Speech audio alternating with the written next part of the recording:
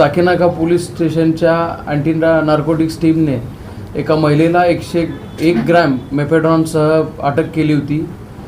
हिच्याकडे केलेल्या इंट्रोगेशनमध्ये वाजेहुल चौधरी या सप्लायरचं नाव रिव्हील झालं होतं।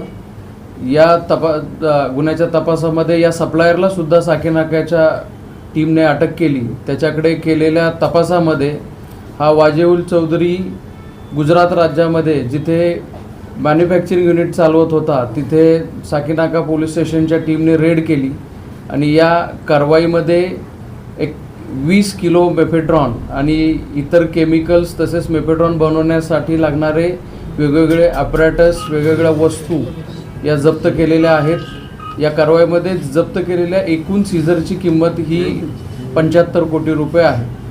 वाजेहुल चौधरी हा रेकॉर्डवरील नार्को ऑफेंडर आहे। हा 2001 ते 2017 या दरम्यानही जेलमध्ये होता।